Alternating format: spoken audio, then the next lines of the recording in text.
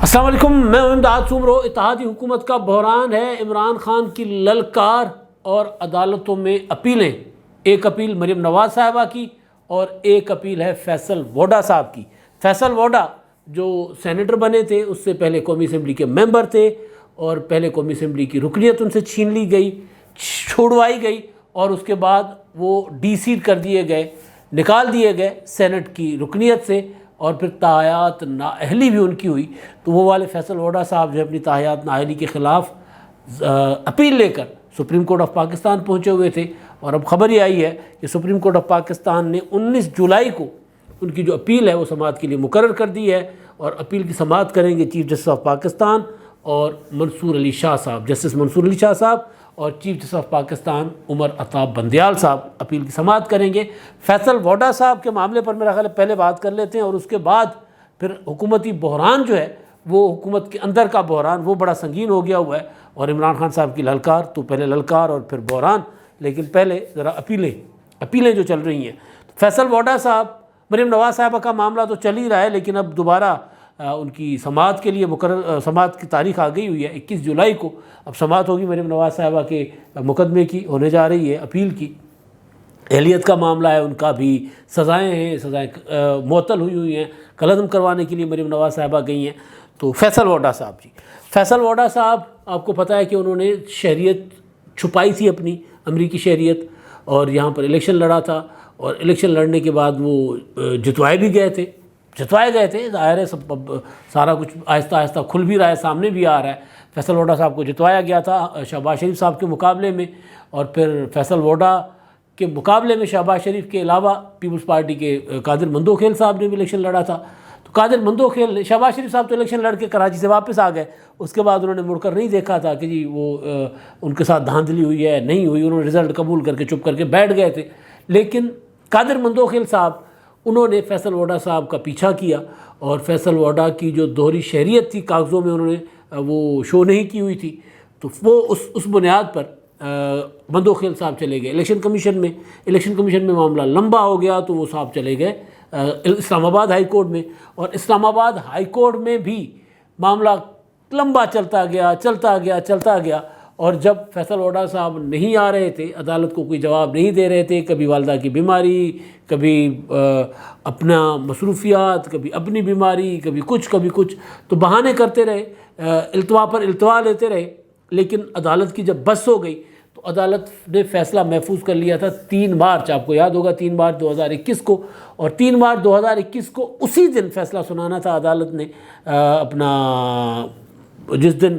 Faisal Voda صاحب election جو Saint کا انتخاب تھا قومی اسمبلی میں، اس میں انہوں نے ووٹ ڈالنا تھا۔ تو فیصل ووڈا صاحب کا بلکہ فیصلہ محفوظ عدالت نے نہیں کیا تھا، سماعت ہو رہی تھی اس دن، اور فیصل ووڈا صاحب کو پتہ چل گیا تھا کہ وہ ان کی جو ہے وہ ڈی سیٹ ہونے جائیں گے، کیونکہ ان کے پاس کوئی ثبوت نہیں ہے، اور اسی دن وہ الیکشن بھی لڑ رہے تھے سندھ سے، اور وہاں پر سینیٹر سندھ سے منتخب ہونا ان کا پکا تھا۔ تو انہوں نے قومی اسمبلی میں حفیظ شیخ کے حق میں ووٹ ڈالنے کے بعد استعفیٰ بھیج دیا تھا اپنا اسلام آباد ہائی کورٹ کو، اور انہوں نے کہا تھا کہ جی میں نے، ان کے وکیل نے کہا کہ جی کیونکہ اب فیصل ووڈا صاحب نے ریزائن کر لیا ہوا ہے، قومی اسمبلی کی سیٹ چھوڑ دی ہے، لہذا قادر مندوخیل صاحب کی ان کے خلاف جو درخواست ہے، پٹیشن ہے ڈی سیٹ کرنے کی، وہ پٹیشن خارج کی جائے۔ اور وہ ٹیکنیکلی وہ کھیل گئے تھے، انہوں نے کہا تھا کہ جب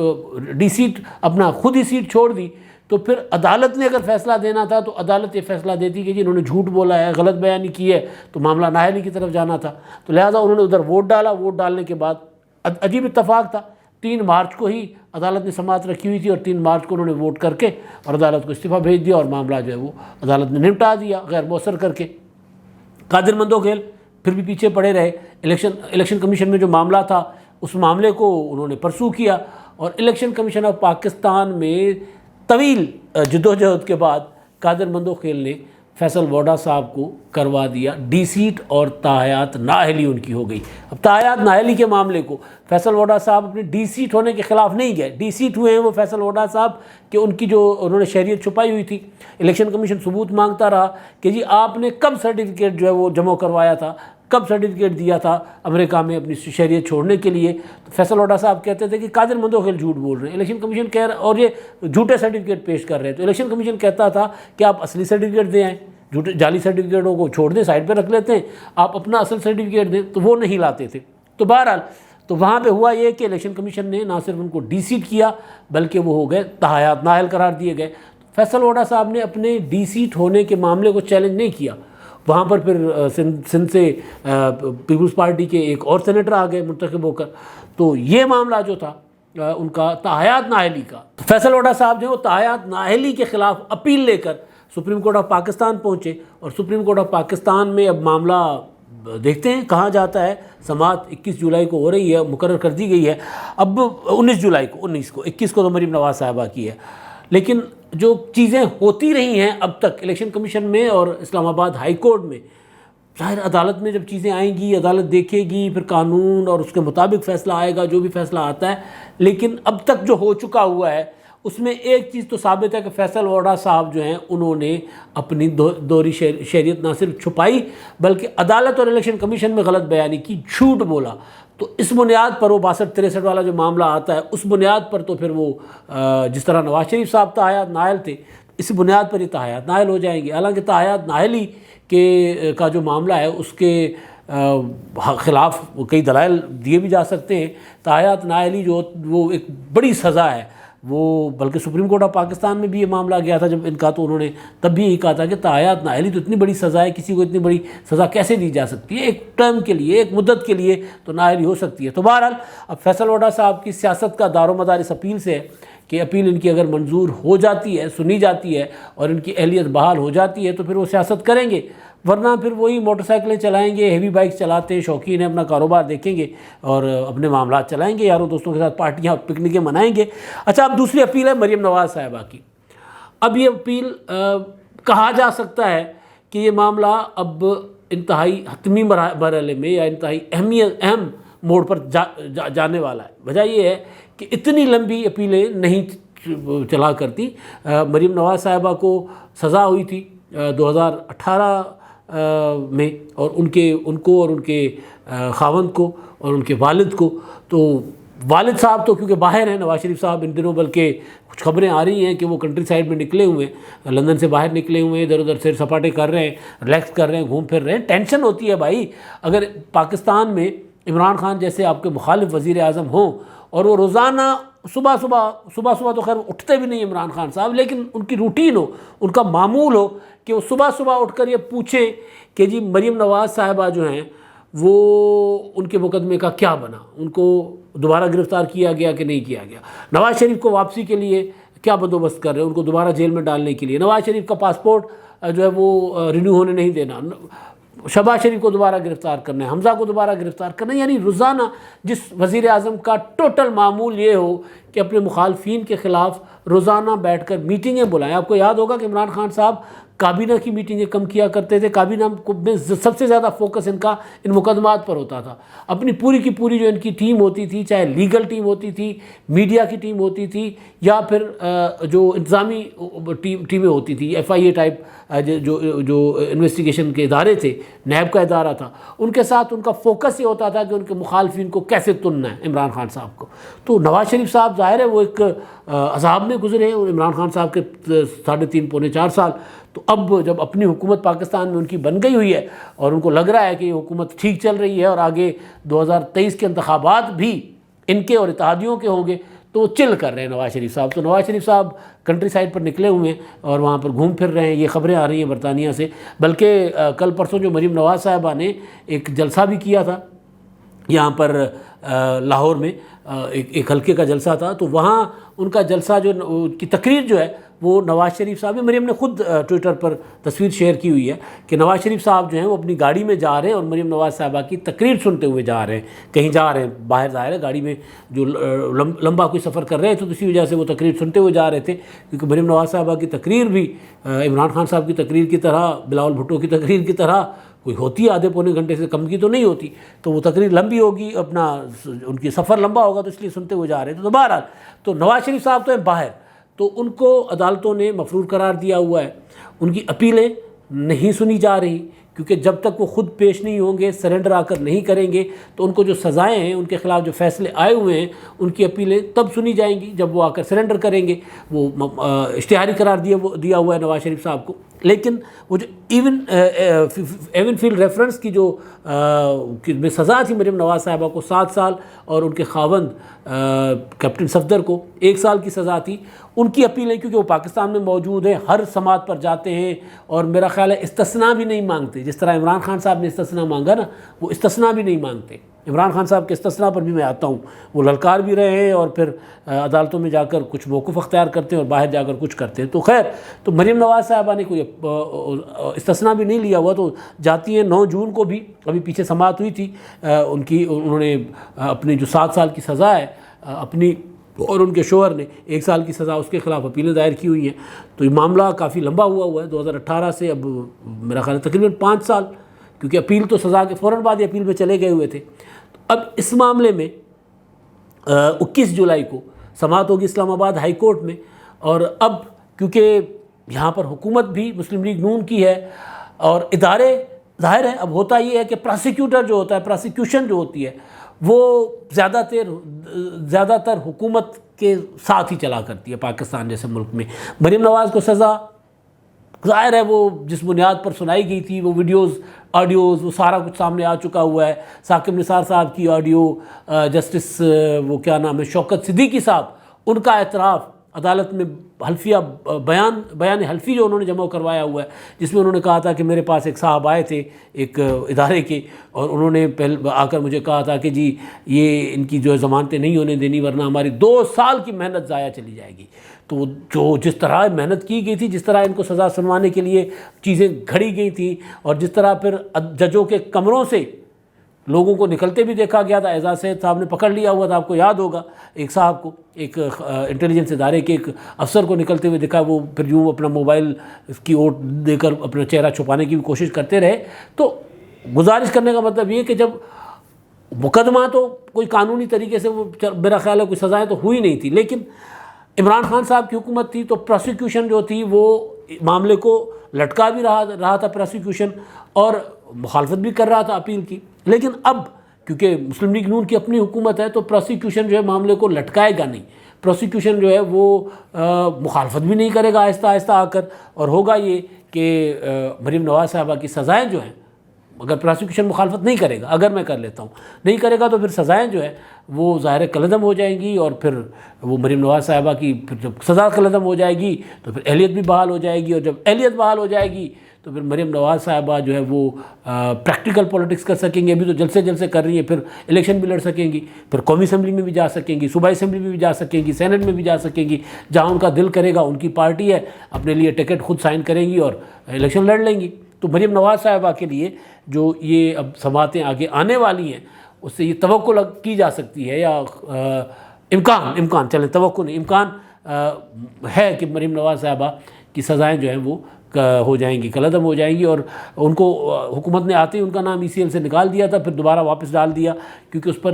لوگ چیخے تھے، چلائے تھے کہ جی یہ کیا ہو گیا، آتے ہی اپنے نام ECL سے۔ یار ECL پر نام ڈالنا کون سی تک ہے؟ عمران خان صاحب کا نام جب ڈلے گا تب بھی ہم مخالفت کریں گے کہ جس کے خلاف کوئی چیز ہے، کوئی مقدمہ ہے، عدالت میں لے جاؤ، مقدمہ عدالت میں ثابت کرو، جیل میں ڈال دو۔ باقی یہ نقل و حرکت محدود کرنا، بولنے پر پابندی لگانا، جی ایک وقت تھا مریم نواز کی ٹی وی پر وہ تقریر نہیں سنائی جا سکتی تھی، مریم نواز کا انٹرویو نہیں چل سکتا تھا، نواز شریف کا انٹرویو نہیں چلتا تھا، آصف زرداری کا انٹرویو نہیں چلتا تھا۔ اب عمران خان صاحب کہہ رہے ہیں کہ جی اب کہہ رہے ہیں کہ جی میڈیا پر پابندیاں ہیں، میڈیا پر قدغن ہے۔ او بھائی میں بار بار کہہ رہا ہوں کہ جو شخص صحافیوں کو بلا کر ان کے سامنے پریس کانفرنس کرنے کے کا روادار نہ ہو، وہ شخص میڈیا کی آزادی پر بات نہیں کر سکتا۔ ہم اس کو حق نہیں دیں گے وہ میڈیا کی آزادی کے لیے بات کریں، کیونکہ وہ خود میڈیا کو کنٹرول کرنے کا عادی ہے، چاہے اپوزیشن میں ہو چاہے حکومت میں ہو۔ جب عمران خان صاحب تھے دھرنا دے رہے تھے اسلام آباد میں 2014 کا، تب جیو کا تو رابورا بنا لیا تھا، روزانہ جا کر پتھراؤ کرتے تھے جیو کے دفتر کے اوپر، روزانہ کی بنیاد پر، اور پھر میر شکیل کا نام لے کر، اور پھر میر شکیل کو انہوں نے جیل میں بھی ڈالا تھا۔ تو وہ عمران خان صاحب جو ہیں اظہار رائے کی آزادی کی بات کر رہے ہیں، جنہوں نے مریم نواز کی بھی زبان بند کی ہوئی تھی، آصف زرداری کی بھی زبان بندی کی ہوئی تھی، اور نواز شریف صاحب کی بھی زبان بندی کی ہوئی تھی۔ تو خیر عمران خان صاحب کا ذکر ہے تو عمران خان صاحب نے کل چیچاوطنی میں جلسہ کیا تھا اپنے کینڈیڈیٹ کے لیے، الیکشن جو چل رہا ہے ضمنی انتخابات، وہ جو منحرفین جو ڈی سیٹ ہو گئے تھے ان کے مقابلے میں جلسہ ٹھیک تھا، بس جلسہ تھا، جس طرح کے جلسے عمران خان صاحب کے ہوا کرتے اس طرح کا نہیں تھا، دلچسپی جلسہ نہیں ہے۔ دو چیزیں اس میں عمران خان صاحب کی جو تقریر تھی، ایک تو انہوں نے یہ کہا کہ جی یہ جو آپ اپنا حمزہ شہباز کو کہا ہے اور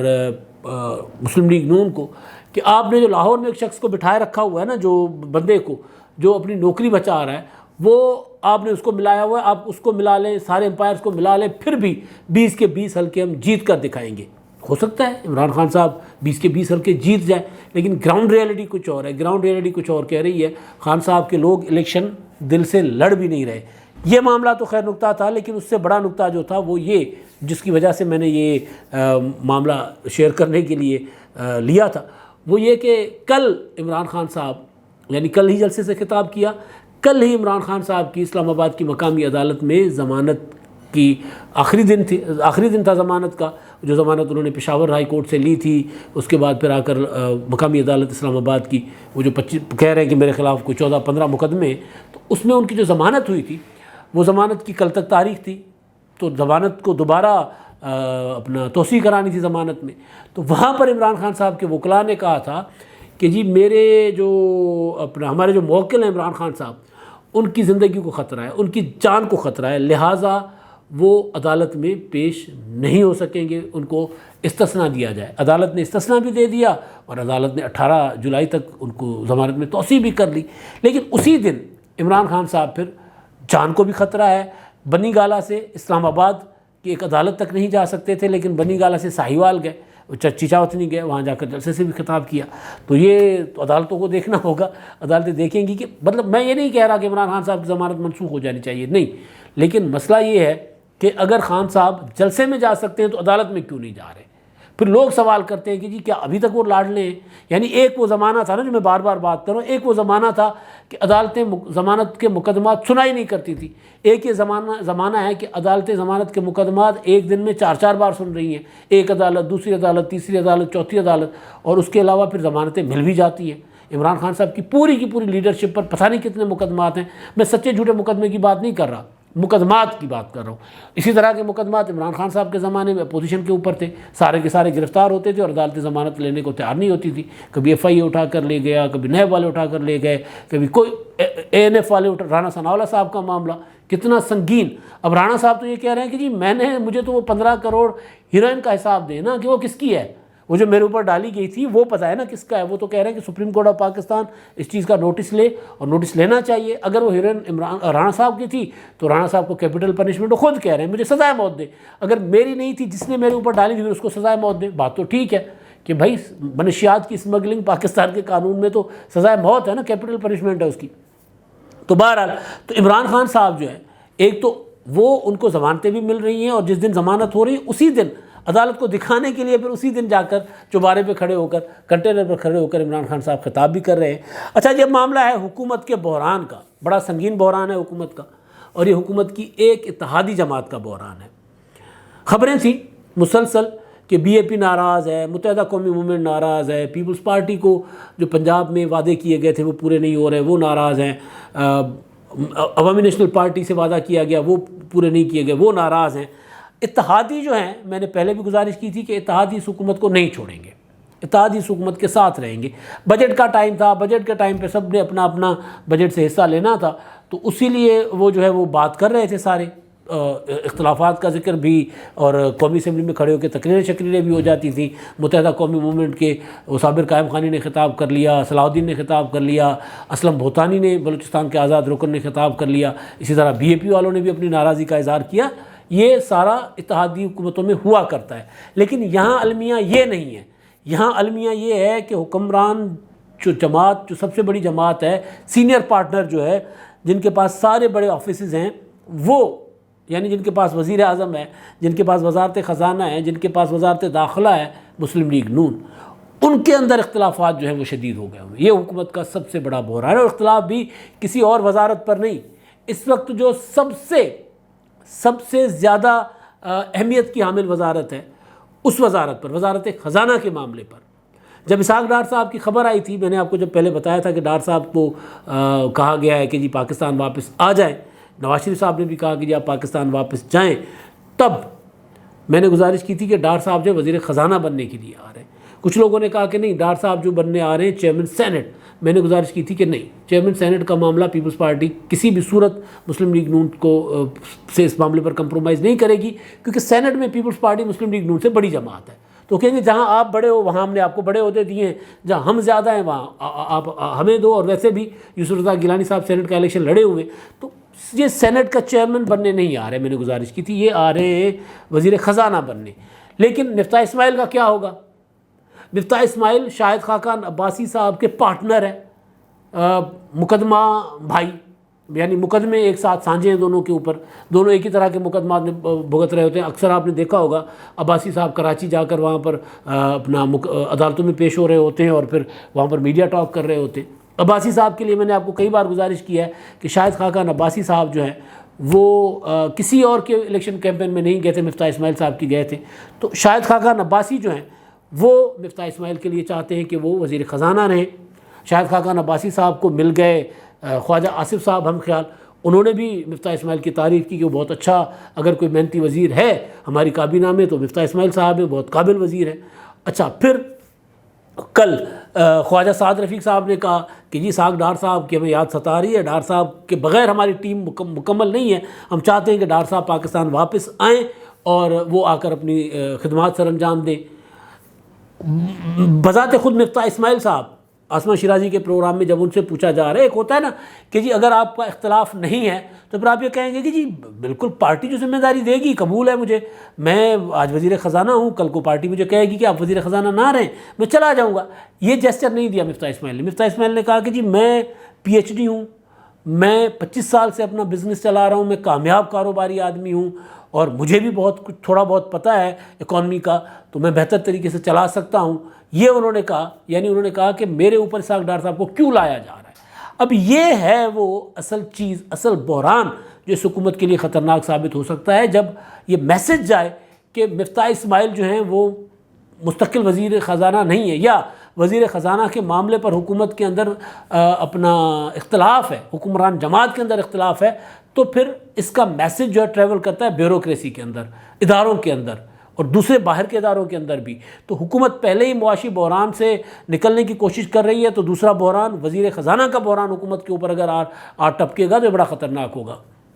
بننا اسحاق ڈار صاحب نہیں ہے وزیر خزانہ، اگر وہ آ رہے ہیں، خبریں ہیں کہ ان کی تاریخ شاریخ طے ہو گئی ہے، اگر وہ آ رہے ہیں تو نواز شریف صاحب کے آشیرواد سے آ رہے ہیں۔ پاکستان میں مریم نواز چاہیں گی کہ اسحاق ڈار صاحب آئیں، کیونکہ اسحاق ڈار صاحب کے ذریعے نواز شریف صاحب اپنی حکومت چلایا کرتے تھے، اب وہ آئیں گے تو مریم نواز صاحبہ کے لیے آسانی ہوگی۔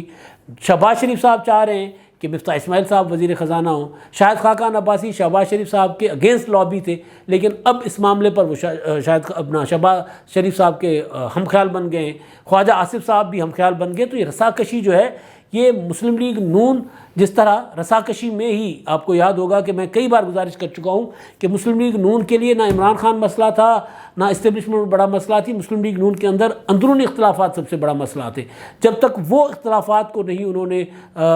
پار ہوئے، اختلافات ان کے ختم نہیں ہوئے، تب تک مسلم لیگ نون کسی ایک نقطے پر نہیں پہنچی تھی۔ جب اختلافات ختم ہوئے، تحریک عدم اعتماد کے معاملے پر اتفاق ہو گیا، پیپلز پارٹی کے ساتھ انہوں نے ہاتھ ملا لیا، عمران خان صاحب کی حکومت وہ پڑی ہوئی تھی۔ تو اسی طرح مسلم لیگ نون کے لیے یہ جو معاشی بحران، انتظامی بحران، یہ کوئی بڑا بحران نہیں ہے۔ مسلم لیگ نون کے لیے جو اصل بحران ہے وہ اختلافات ہے، اور اختلافات بھی وزارت خزانہ کے آفس پر، وزارت خزانہ کے عہدے پر، کہ ایک وزیر خزانہ کام کر رہے ہیں اور اب خبریں آ رہی ہیں کہ جی دوسرے وزیر خزانہ آ رہے ہیں، لیکن اس سے بھی بڑا جو مسئلہ ہے وہ یہ ہے کہ اس معاملے پر پارٹی کی ایک قیادت جو ہے، یا کچھ قائدین پارٹی کے وہ چاہتے ہیں کہ مفتاح اسماعیل صاحب کنٹینیو کریں، اور کچھ قائدین جو ہیں وہ چاہتے ہیں کہ مفتاح اسماعیل کی جگہ اسحاق ڈار صاحب آئیں۔ نواز شریف صاحب کا آشیرواد اسحاق ڈار کو ہے، شہباز شریف صاحب کی لابی چاہتی ہے کہ مفتاح اسماعیل کام کریں۔ تو یہ والا معاملہ جو ہے اصل بحران ہے مسلم لیگ نون کے اندر کا۔ اگر مسلم لیگ نون اس مسئلے کو فوراً حل نہیں کر پائے گی تو پھر اس بحران سے نکلنا مسلم لیگ نون کے لیے کیا، اس حکومت کے لیے بھی مشکل ہو جائے گا۔ اب تک کے لیے اتنا ہی، اللہ حافظ۔